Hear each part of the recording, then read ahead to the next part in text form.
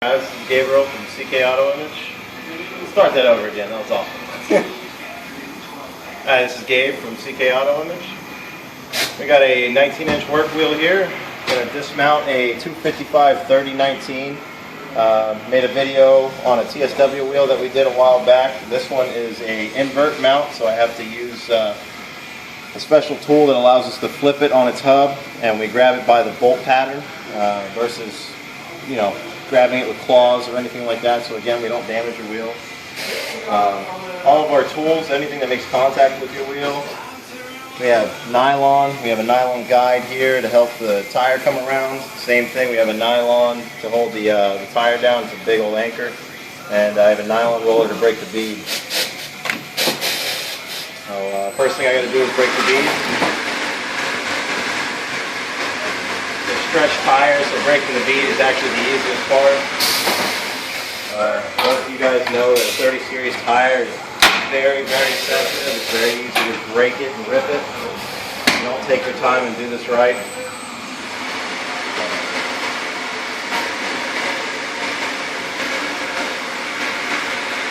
Obviously you can see that this tire is no good, but I'm also going to try and demonstrate good practice by not ripping the bead as I pull the tire off of the rim.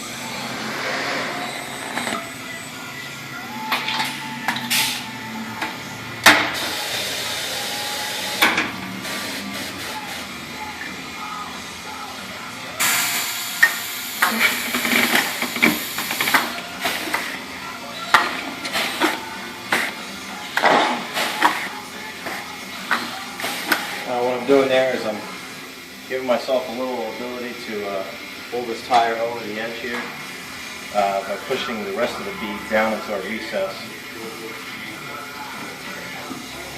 Now this is the fun part.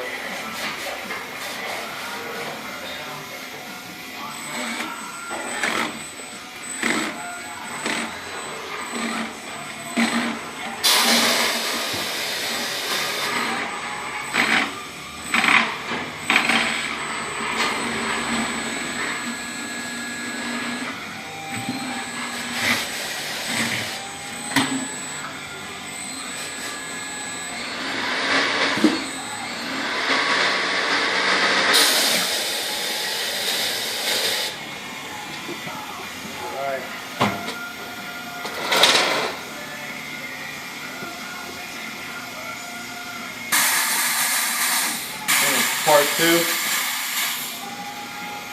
Gonna do the same thing. This is to help get the tire completely off now. Roll it gently across. There we go. Bridgestone tire. Gently removed. No damage, as you can see. Did not rip the bead. Same thing on both sides. This tire has already obviously been damaged. There's rubber inside of it.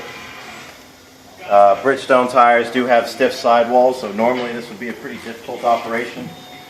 But this Corgi machine makes everything a little easier. This is a right side tire. Most important thing is always want to lube the bead and the rim. As you can see here, it's a three-piece wheel. It's a work wheel. I'm going to clean off all the excess rubber debris.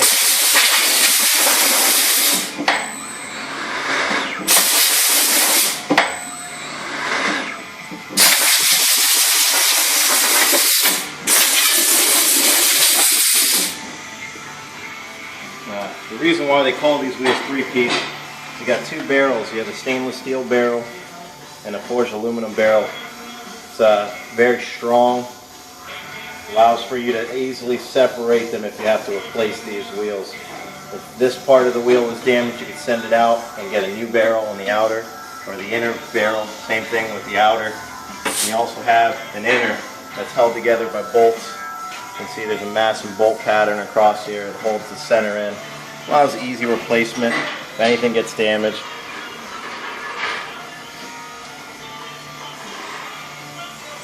Now, back to lubing up the tire.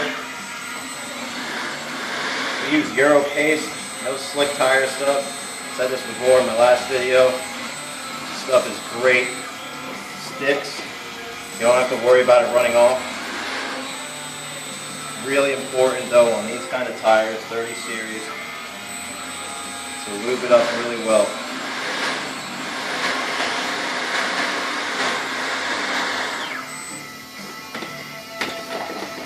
One of the most important advantages of Euro paste is that it does not degrade your metal over time.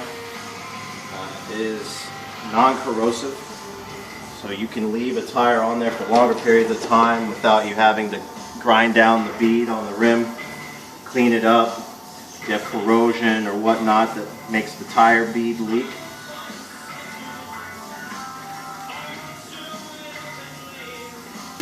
Now again, this is a right side tire.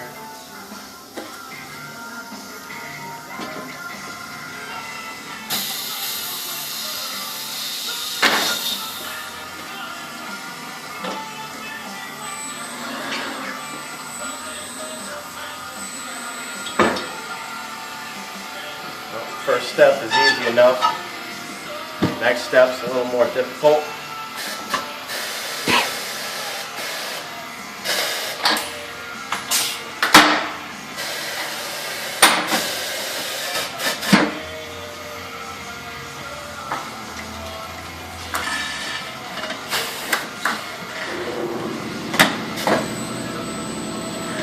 Slowly going around. Now you can hear that stretching. Like I said, these sidewalls are very stiff on these 30 series tires. You got to take it really easy. Just let it sit around the bead, and then slowly bring it around.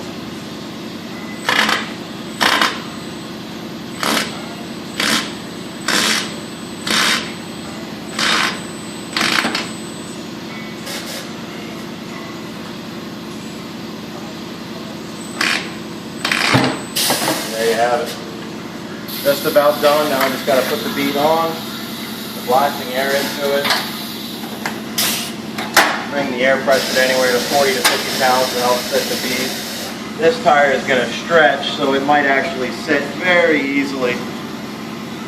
Normally you hear a loud bang from these when you set the bead. These probably won't, but I could be wrong.